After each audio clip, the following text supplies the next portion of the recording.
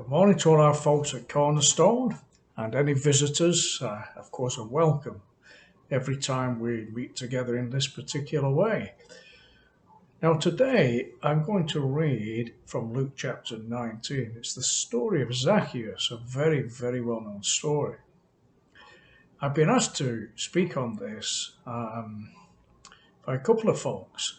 For me, this is one of my favourites of all time. There is so much in it. It is not just the story of one man. It is one of the most wonderful illustrations of the gospel. So I'm going to read the story, and then we're going to talk about the first section, because this is the first installment.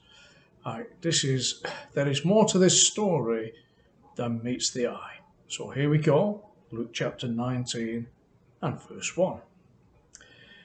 Jesus entered Jericho and was passing through. A man was there by the name of Zacchaeus. He was a chief tax collector and was wealthy. He wanted to see who Jesus was, but because he was short, he could not see over the crowd. So he ran ahead and climbed a sycamore fig tree to see him, since Jesus was coming that way. When Jesus reached the spot, he looked up and said to him, "Zacchaeus, come down immediately. I must stay at your house today." So he came down at once and welcomed him gladly. All the people saw this and began to mutter, "He has gone to be the guest of a sinner." But Zacchaeus stood up and said to the Lord, "Look, Lord, here and now I give half of my possessions to the poor, and if I have cheated anybody out of anything, I will pay back 4 times the amount." Jesus said to him, "Today salvation has come to this house, because this man too is a son of Abraham. For the Son of Man came to seek and to save the lost." Jesus, he entered Jericho and was passing through. Let's talk about Jericho first of all. Of course, you know all about Jericho. Well, at least the story in the Bible. What a wonderful story that was. Joshua and the marching round. And in a moment, the walls fell down. Wonderful story. But I want to take you to a verse that is right back in Joshua chapter 6, and it's verse 26. At that time, Joshua imposed this curse. "Cursed before the Lord is the man who undertakes the rebuilding of this city Jericho. He will lay its foundation at the cost of his firstborn. He will set up its gates at the cost of his youngest." Now, why would Joshua do that? Obviously under the inspiration of God himself, but why would he do that? There is something about Jericho that we must really understand. Well, historically, it is reckoned to be the oldest continually occupied city in the world. It goes back a long, long time. Now, there are many sources of evidence of how old this place was, and it seems fair to assume that it was about 11,000 years old. That's very much in keeping with the Genesis record. So this is an old city. It was a walled city, and it was for the people who would become Israel in particular, the entrance into the land of Canaan, that wicked, wicked pagan land. And so this city represents something. We think in terms of the gospel, and when we know our kingdom theology, we see God at work down through the ages, pushing back the darkness, confronting that kingdom of darkness and overcoming it. And the whole story of Israel in the Old Testament is to do with that. A physical model of a much greater spiritual story. And so Joshua took the people in. They encompassed the city. They did everything that God had required. And the remarkable thing is they did not fight themselves in order to gain the city. It was God who fought for them. The walls came down, they entered in, and they laid claim to the city. It was the beginning of an entrance into Canaan in which God had a future for them if they would put out all of the wickedness from the land. We know they didn't. But with God's help, they could have done.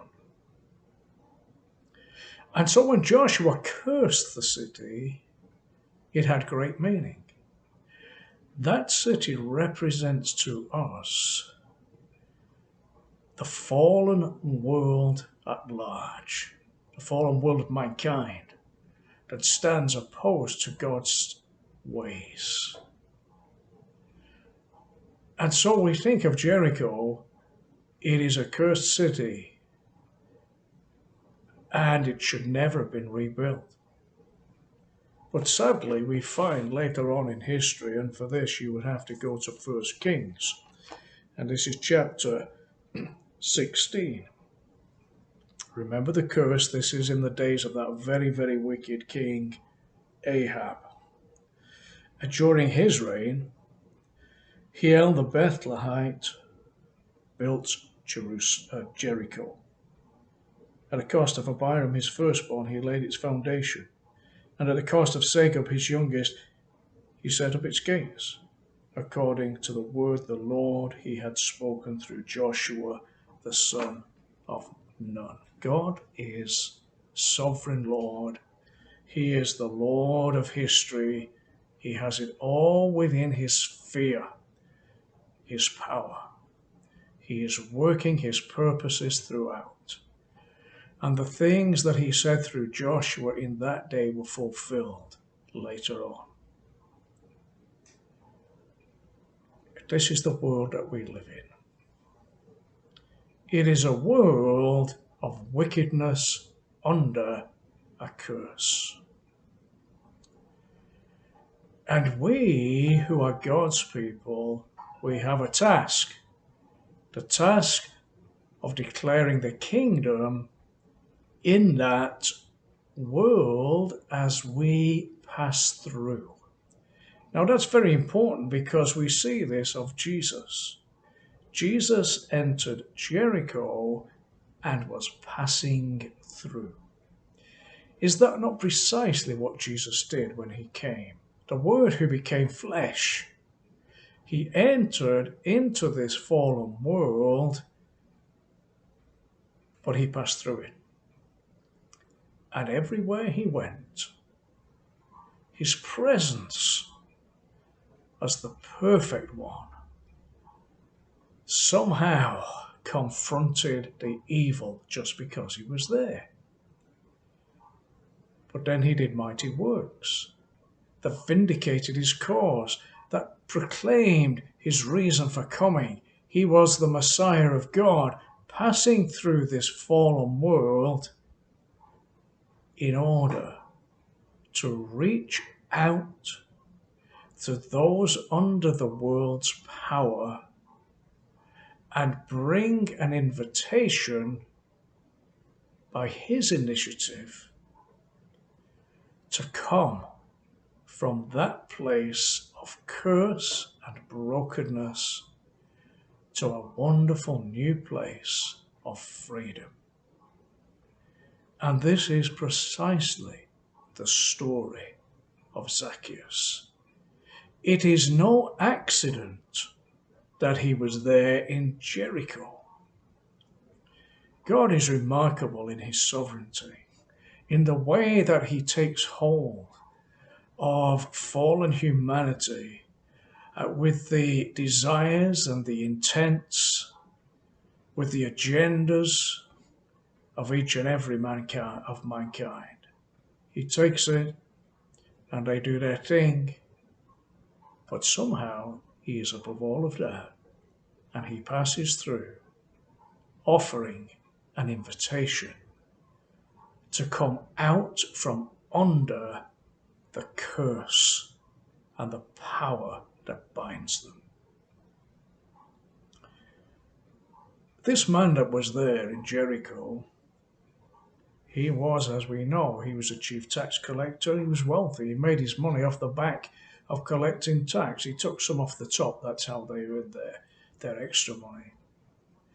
But the interesting thing about this was that he was an agent of the Roman Empire. He was a Jewish guy. So that didn't gain him much popularity, did it? It's one thing to be a tax collector. It's another thing to take money and give it to an occupying ruler. That's precisely what he did, and so he was ostracized. That's the man he was. That's the kind of man he was. But what we must realize is this, that if we are in Jericho, if we are part of the fallen world, then we are living in an occupied territory and there is a power over us that was not there intended in the beginning. The land where the Jews was should have been the Jews' land. The history is complex, but nevertheless they lost the power and control over it. They forfeited their right because of their disobedience to God. This is the way of the world, the whole world. And there he was, this man, this compromised man, this man who had taken the yoke of Rome for personal advantage. Well, many people are like that. They don't see it like that, but they are. And here he is, Zacchaeus. He made a lot of money from it. Was he satisfied? I don't know. It's difficult to say. What we do know is this, that he wanted to see who Jesus was. Now, it's very important that we take note of that statement. It doesn't say he wanted to meet with Jesus. It says he wanted to see who Jesus was. He was certainly interested. He had no idea how this would work out. Maybe he thought there'd be some advantage for him. Or maybe he thought he needs to know who this man is because he's famous.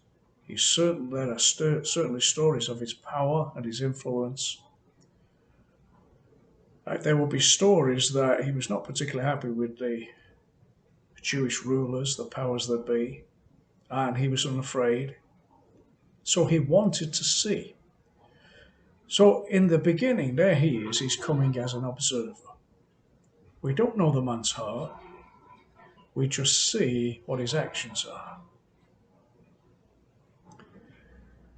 And so what he did next was something that seems to be a logical response. He wanted to see, but he was not a big man. He couldn't see above the crowd. There's no indication that he wanted to get near, but he did want to look above. So what did he do? He climbed a tree.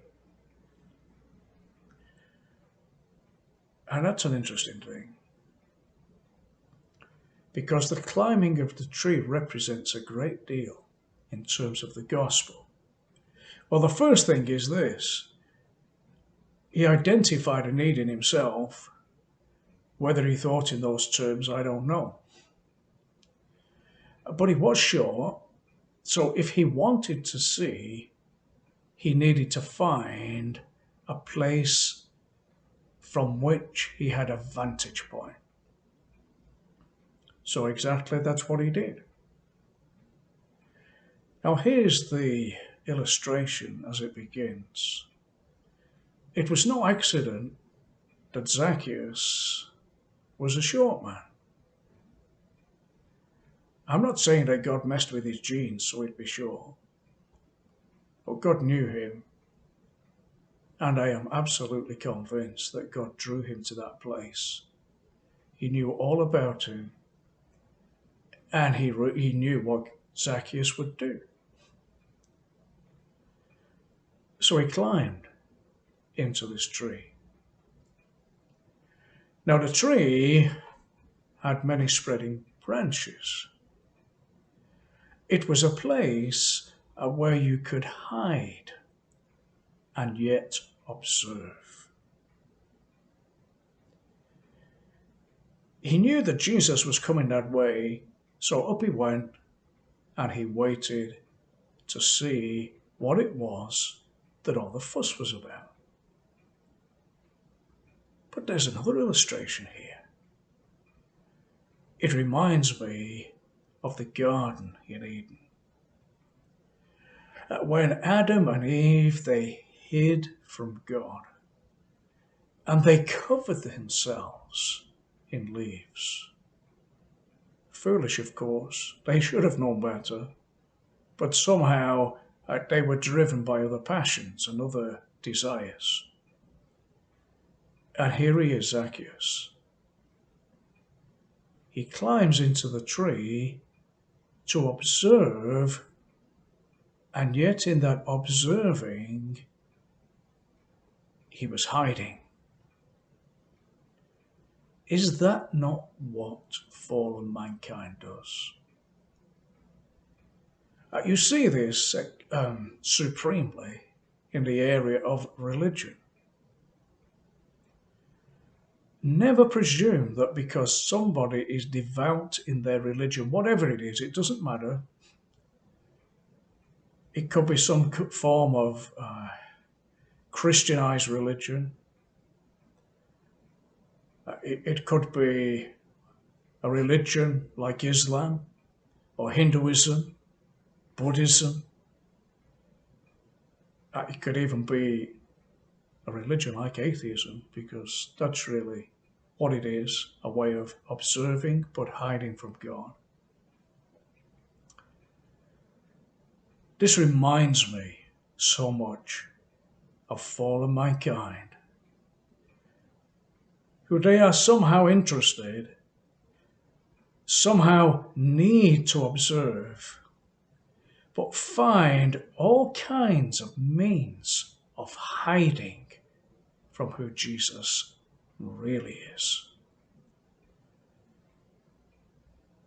And I think that's exactly what Zacchaeus was doing. But I think the illustration of it is much wider. It's what people all over, it's what they do. Don't presume just because they've got involved in some Christianized cult that they are seeking the truth, that they really want Jesus, but they've just got down the wrong way of thinking. Don't presume that. Essentially, all the religions of the world, apart from the gospel, the true gospel of Jesus Christ, they're nothing different from a great big tree full of leaves in which people hide. And they elevate themselves into it, as if somehow they are above everything, and they gain what they want from out of the tree. Now we're going to pause there. I'd like you to think about that. before we get on to the next installment, where we see what it is that Jesus did in the face of this and how Zacchaeus responded. Amen.